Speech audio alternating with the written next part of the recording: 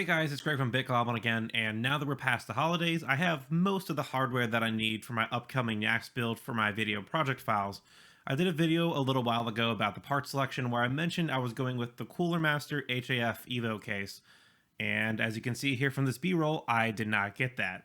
I ended up getting the Fractal Design Defined 7 case, which is a more popular choice for home storage servers, and I just kind of wanted to talk about why I decided to change the case for a build, and just kind of give you my thoughts on the case so far through unboxing it and whatnot.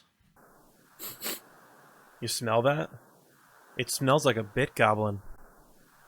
Let's start with the specs of this case. The variant I have right here is the gray model without a tempered glass side panel, though there are several options available with black and white colors and either dark or clear tempered glass side panels. The case is a little large, the dimensions of which are 18.7 inches of height, 19.45 inches width, and 21.54 inches depth. It's certainly not the largest case out there, but it's still slightly larger than your typical mid-tower case. Also, if you need it, there is one 5¼ inch bay on the front behind the front panel door. The front panel I/O is also very nice. Alongside your power and reset buttons, you've got your headphone and mic 3.5mm audio jacks, a USB 3.1 Gen 2 Type-C 10 gigabit per second port, and then 4 USB Type-A ports, two of which are USB 2.0 and the other two are USB 3.0 5 gigabit per second. Again, this really isn't that useful for my use case as a server, but it's good to have if it's for your gaming PC or just in case you do need to plug in something quickly for whatever reason. Now heading inside, this case supports a couple different internal layouts. A storage layout which sacrifices space in front of the case to allow mounting up to 14 3.5 inch drives and 4 2.5 inch drives internally, and an open layout which allows for more room for things like water cooling reservoirs and radiators, larger GPUs, and of course, allow for more airflow inside the case, although it does reduce the amount of 3.5 inch drives you can mount internally down to just 5. This case also supports all of the common motherboard form factors: mini ITX, micro ATX, ATX, and even eATX boards up to 285mm in width. And as for water cooling, it supports front and top mounted radiators of up to 360mm and 420mm respectively. This case also comes with 3 fans, 2 mounted in the front for intake and then 1 in the back for exhaust, so it's good to see that Fractal didn't cheap out by not including any fans. Alright, so now let's talk about what I've liked and disliked about the case so far, with just kind of unboxing it and prepping it for the upcoming build. And the first thing I noticed while unboxing was the appearance. I absolutely love the aesthetics from the simple, more professional look, combined with the neutralness of the gray color. It really does look good if you're into that simple and plain aesthetic like myself, though I do have to say it is rather boring and is definitely not for everyone. There's nothing in the name of like colored accents or RGB to kind of, spruce it up a little bit. And in my opinion, it's fine for a machine that's going to go in my basement as a server, but if you really wanted this for some sort of showcase gaming PC, I'd recommend you at least get the glass side panel with some RGB LEDs to jazz it up a little bit, or just get something a bit flashier. And on a similar note, the case is a behemoth.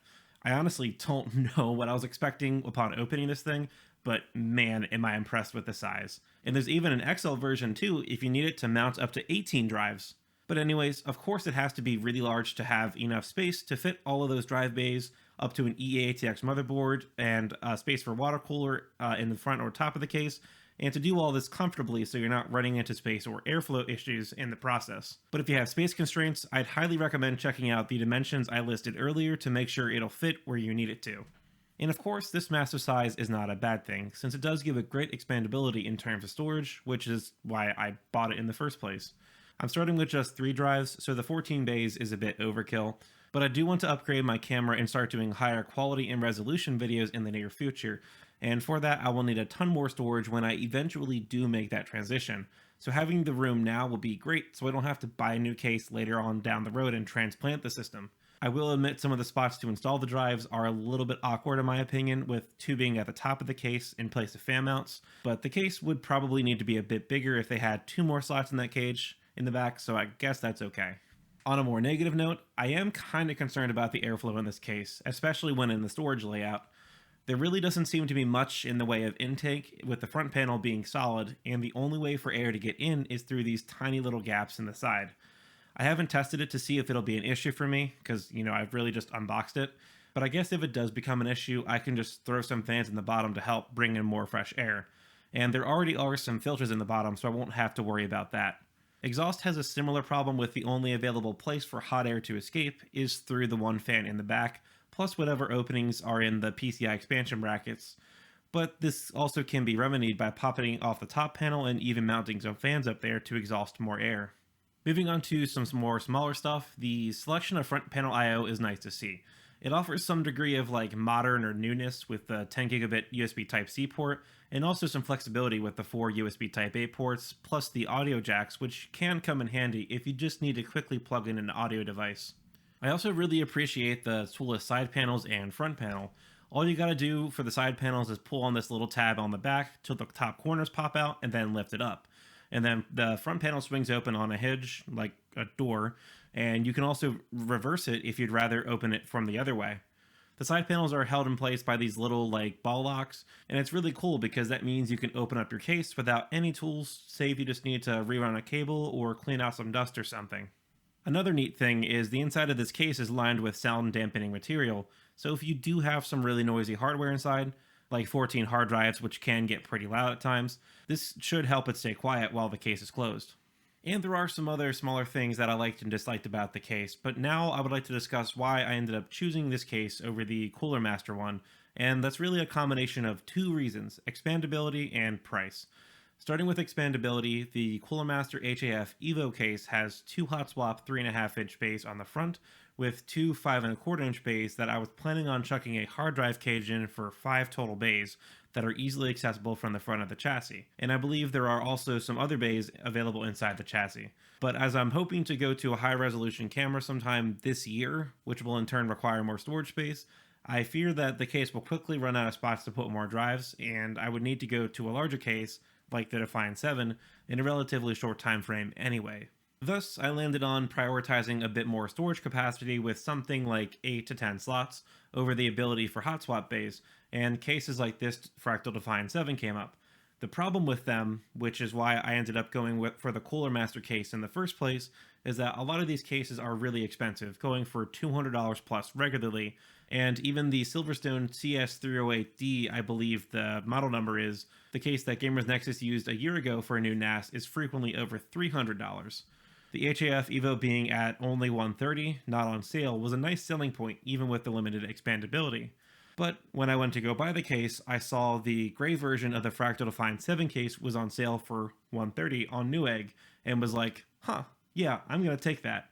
Since it has spots for up to 14 drives internally, which gives me tons of room for expandability down the road.